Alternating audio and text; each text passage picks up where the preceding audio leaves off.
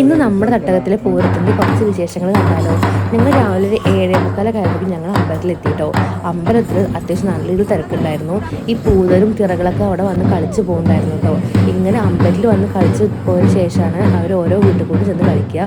അപ്പോൾ നമ്മുടെ ദേശത്തിലെ പൂതരും തിറയൊക്കെ വരുന്നതിന് തന്നെ നമുക്ക് വീട്ടിൽ എത്തണമായിരുന്നു കേട്ടോ. അപ്പോൾ ഇതാ ഇവിടെ പഞ്ചാരിമേളം ഉണ്ടായിരുന്നു. ഇത് എൻ്റെ ചേച്ചിയുടെ കുട്ടിയും ചേച്ചിയുടെ കുട്ടിയൊക്കെ ഇവിടെ കൂട്ടുണ്ട് കേട്ടോ. അപ്പോൾ ഞങ്ങൾ കൊട്ട് തുടങ്ങാൻ വേണ്ടി കുറച്ച് നേരം വെയിറ്റ് ചെയ്തു.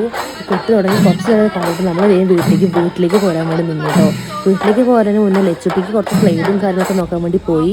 ഈ പൂരപ്പറമ്പിൽ അത്യാവശ്യം നല്ല വില ഉണ്ടാവും എന്ന് പറഞ്ഞ് ശരിയല്ലേ. എന്തോരം വിലയെന്ന് ഓരോ സമയത്തും നമ്മൾ എത്തി 10 മിനിറ്റ് കഴിഞ്ഞില്ല. അപ്പോഴേക്കും നമ്മുടെ നാട്ടിലെ തീരകളും കാര്യങ്ങളൊക്കെ വന്നിട്ടുണ്ട്. നമ്മുടെ ഓരോ വീട്ടിലും അവരിങ്ങനെ കളിക്കും. കളി കാണാൻ നല്ല രസമാട്ടോ. കളിയിൽ കൊട്ടൊക്കെ ഉണ്ടാവും. നമ്മളവർക്ക് അരിയും പൈസയും കാര്യങ്ങളൊക്കെ കൊടുക്കും കേട്ടോ.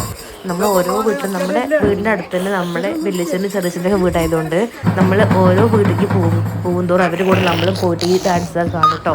ഡാൻസ് അല്ല ഈ കളി.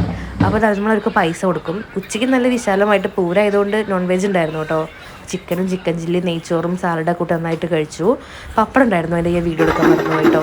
അപ്പോൾ ഇതാണ് നമ്മുടെ നാട്ടിൽ നിന്ന് അമ്പലത്തേക്ക് പോകുന്ന വേല. ഇതിന് ഓരോ നാട്ടിലത്തെ വേലയും ഇതിൻ്റെ കൂടെ ഇങ്ങനെ കൂടിച്ചേർന്ന് നല്ല രസം.